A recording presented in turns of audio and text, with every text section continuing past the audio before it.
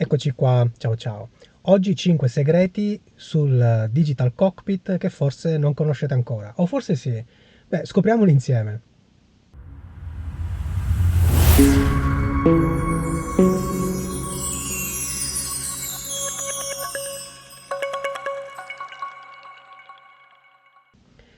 Bene, dunque, oggi vedremo alcuni particolari, alcuni dettagli del Digital Cockpit. Ricordo che sul Digital Cockpit c'è un intero video molto dettagliato, estensivo, su quasi tutti gli aspetti che riguardano le personalizzazioni, le schermate, i 6 tipi di visualizzazione che abbiamo a proposito del Digital Cockpit. Quindi vi rimando a quel video per avere una visione complessiva di quello che è il, direi, bellissimo Digital Cockpit della Cupra Formentor. Vale anche per la Cupra Leone, naturalmente. Oggi però vi mostrerò brevemente 5 cose un po' nascoste che si possono fare direttamente dal volante senza intervenire praticamente con altri tasti o altre funzioni e senza toccare l'infotainment, quindi richiamando, ecco, alcuni passaggi, alcune funzioni speciali, comode e però un po' nascoste del Digital Cockpit. Vediamo la prima.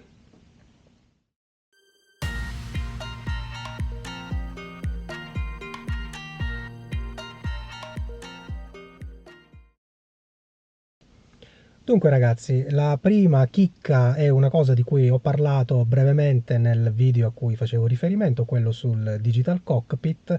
Di cosa si tratta? Beh, della possibilità di attivare il navigatore direttamente dal volante e dal Digital Cockpit senza intervenire né con i comandi vocali né con l'infotainment, toccando, eccetera, eccetera. Cioè senza staccare mai le mani dal volante possiamo richiamare la navigazione verso alcune delle ultime destinazioni che noi abbiamo già impostato nel navigatore. Quindi gli ultimi posti in cui noi siamo andati, bene, rimangono memorizzati e possono essere richiamati direttamente dal Digital Cockpit, significa direttamente dal volante, senza staccare mai le mani appunto dalla guida. Bene, vediamo come possiamo attivare il navigatore direttamente dal Digital Cockpit, dal volante, senza intervenire e passare per l'infotainment toccando cose varie o con i comandi vocali, magari non ci capisce, insomma, nelle nostre richieste. Ho già presentato un video descrittivo sui comandi vocali della Cupra, quelli che si attivano con la doppia parola magica, il saluto in spagnolo, che non pronuncio adesso proprio per non attivarlo. Dunque andiamo a vedere dal volante cosa possiamo fare con il navigatore. Bene, vi anticipo che è una cosa di cui ho parlato brevemente nel video specifico sul Digital Cockpit, ma adesso lo vediamo nel dettaglio. Cioè la possibilità di impostare e attivare la navigazione verso una destinazione senza fare nulla, se non richiamando questa destinazione dai tasti del volante. Questo perché il navigatore memorizza le ultime destinazioni che noi abbiamo ovviamente impostato precedentemente nel navigatore, cioè i posti in cui noi siamo stati e i posti in cui siamo stati con il navigatore vengono memorizzati, per cui possiamo richiamarli molto velocemente con un paio di tocchi dal volante senza fare altro. Vediamolo subito attraverso il mio intervento. Io andrò a toccare naturalmente il tastino destro, vedete quello che attiva il cerchietto sulla destra. In questo momento c'è la bussola. Naturalmente, come sapete, come ho spiegato anche nel video nel dettaglio sul Digital Cockpit, qui possiamo personalizzare. Io sto scorrendo in questo momento col tastino ok, la rotellina, tra le diverse funzioni che si possono attivare. Bene, andiamo noi a scorrere verso l'informazione che riguarda esattamente la bussola. Come vedete, come ho spiegato anche nel video sul Digital Cockpit, quando compare una freccetta ulteriore all'interno del riquadro, vuol dire che c'è un sottomenu che noi possiamo attivare. Vediamo effettivamente qual è questo sottomenu. Quindi un altro colpetto a destra ed ecco qui che si compare un lungo elenco di destinazioni. Io le sto scorrendo col tasto ok, un lungo elenco di destinazioni nelle quali noi ci siamo recati praticamente nell'ultimo periodo. Vedete, è un elenco lunghissimo, quindi praticamente tutte le nostre destinazioni possono essere richiamate qui velocissimamente. Vedete vari paesi, insomma città in cui sono sono stato, per cui ne impostiamo adesso uno a caso giusto per far vedere come funziona. Naturalmente posso anche rinunciare, per cui chiudi, premo chiudi e non è successo nulla. Ma invece impostiamo una destinazione magari che noi facciamo frequentemente ed eccola qua, per esempio andiamo a Catania, beh direttamente a Catania, non so quale indirizzo sia, Catania città. Premo ok ed ecco che è partita la navigazione. La navigazione è partita sia in questo riquadro rotondo con tutte le informazioni, ovviamente nel formato del classico pittogramma, cioè le indicazioni di guida, svolta a destra, 300 metri vai dritto, eccetera, eccetera. La classica navigazione un po' di una volta, quella a pittogrammi grafici. Mentre di fatto e a tutti gli effetti è partita la navigazione anche sul navigatore. Lo vedo io qui nell'infotainment, anche se voi non lo vedete in questo momento, ma vedete che la navigazione è partita anche dal navigatore al centro del Digital Cockpit. Non so se riuscite a vederlo in base alle impostazioni di luminosità della camera, ma vi assicuro che è partito il navigatore. Quindi a tutti gli effetti noi abbiamo attivato la navigazione senza fare nulla, senza staccare mai le mani dal volante, con due tocchetti velocissimi, con due tastini sul volante, abbiamo impostato la nostra destinazione.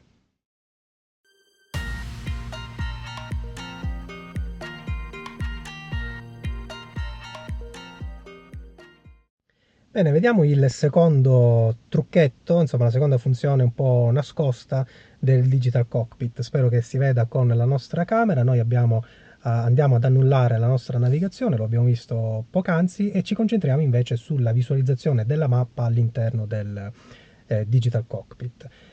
Quello che possiamo fare è zoomare avanti e indietro su questa mappa. In questo momento io non ho attivato nessun riquadro laterale, quindi premendo il tasto OK, vedete, attivo lo zoom e quindi scorrendo la rotellina indietro e in avanti mi allargo, mi allargo, mi allargo. Beh, sono addirittura, oddio, tutto il mondo, va bene? In questo caso non è molto utile il navigatore. Dunque, zoomiamo un po' e vedete che compare a un certo punto un'area evidenziata in chiaro, insomma con un confine, una linea, vedete che cambia continuamente. Bene, quella zona è la zona di autonomia con cui io posso viaggiare, entro la quale posso spostarmi utilizzando soltanto la batteria, quindi in e-mode, in modalità solo elettrica. Naturalmente è una zona soggetta a cambiare continuamente, come sapete, in base alla stima dei chilometri di autonomia e alla percentuale con cui scende la batteria, quindi è una stima. Però ci dà un orientamento della zona di territorio, diciamo un po' così, che possiamo esplorare. Ecco che la riattivo, perfetto. La zona che noi possiamo esplorare usando soltanto la batteria. Quindi ci dà l'idea, ecco, anche del nostro raggio d'azione. In certi casi può essere utile, ma naturalmente è una funzione che diventa particolarmente importante e significativa per le auto elettriche, cioè le auto integralmente elettriche, che possono contare sulla batteria, soltanto sulla batteria. Nel nostro caso, ovviamente, beh, vedete che cambia un pochino, sempre viene ricalcolata continuamente. Nel nostro caso, naturalmente, vale un pochino perché poi alla fine possiamo sempre andare con l'ibrido, si attiva il termico, a patto di non aver dimenticato di mettere un po' di benzina nell'auto. Bene, questo era il secondo trucchetto nascosto, magari lo sapevate già, eh? Me lo dite nei commenti qui del video.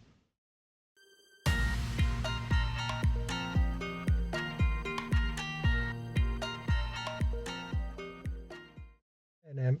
Terzo trucchetto è quello insomma, che riguarda ancora una funzione del navigatore di cui ho parlato già dettagliatamente nel video sul Digital Cockpit, quindi lo potete andare a vedere lì tranquillamente, magari questo lo sapete già perché è una cosa molto carina.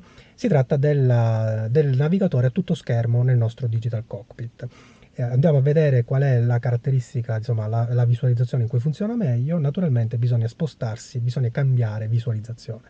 Come sapete sono ben 6 le visualizzazioni che abbiamo nella Cupra, questa è la prima, quella classica, col tasto View, con un tocco di View andiamo a spostarci, questa è la cosiddetta Dynamic, poi abbiamo quella degli assistenti, quella degli ADAS, eccola qua, poi il navigatore, quella notturna, minimalista, e poi Cupra, forse la più bella, quella che ci piace un po' di più.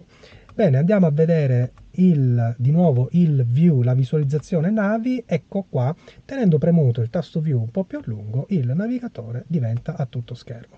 Anche qui vale lo stesso discorso fatto prima, e cioè col tastino ok, premuto un attimo, si attiva la possibilità di zoomare. Naturalmente, beh, a questo punto diventa praticamente un viaggio satellitare. Va bene. Comunque abbiamo visto anche quest'altra funzione, è molto utile, molto interessante quando siamo in fase esplorativa, in una zona nuova, abbiamo un navigatore davanti ai nostri occhi a tutto schermo, è una cosa molto bella. Lo sapevate?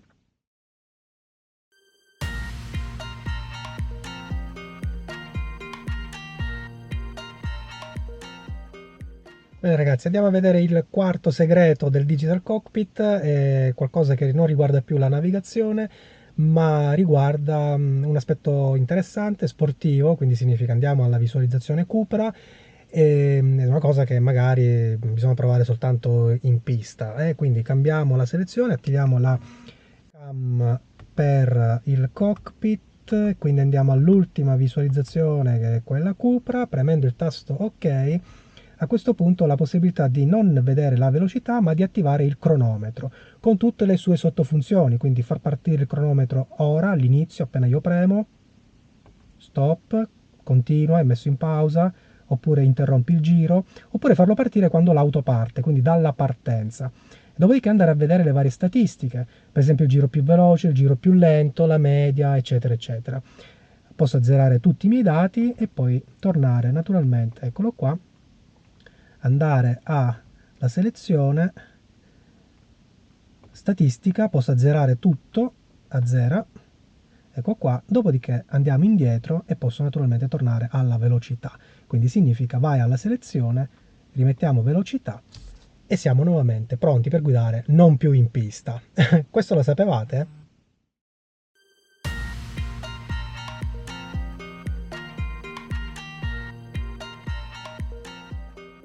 Dunque ragazzi, quinto e ultimo segreto del Digital Cockpit, questa volta ha a che fare con gli ADAS, quindi con gli assistenti alla guida, e probabilmente qualcosa che non tutti conoscono, anche perché si attivano cioè la funzione, diciamo così, di cui parlo adesso, si attiva entrando proprio nella visualizzazione degli assistenti, che probabilmente non tutti utilizzano, e che io invece trovo particolarmente utile, soprattutto quando si viaggia in autostrada, si attiva il travel assist, eccetera. Per cui andiamo a prendere la visualizzazione degli assistenti, eccola qui. Qui premendo il tastino ok si attiva il riquadro centrale, scorrendo il tastino ok ecco che compare il menu degli assistenti, quindi li possiamo attivare o disattivare, naturalmente alcuni.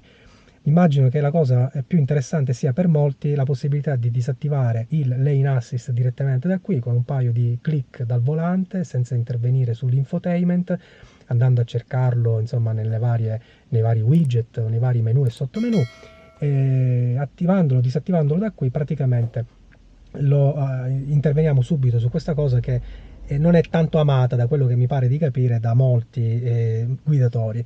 Io non insomma, lo trovo molto utile, peraltro è fondamentale per utilizzare poi il travel assist, perché altrimenti non possiamo nemmeno utilizzarlo. Ma in ogni caso, se siamo veramente insomma, frustrati e snervati dall'uso dell'Lane Assist, ecco che lo disattiviamo così, per cui con un clic sul tastino ok dello sterzo, senza mai lasciare il volante, abbiamo anche disinserito il lane assist. Naturalmente vi ricordo poi al riavvio successivo tutto viene ripristinato per ragioni di sicurezza, naturalmente, e quindi poi eventualmente lo dovete fare ogni volta.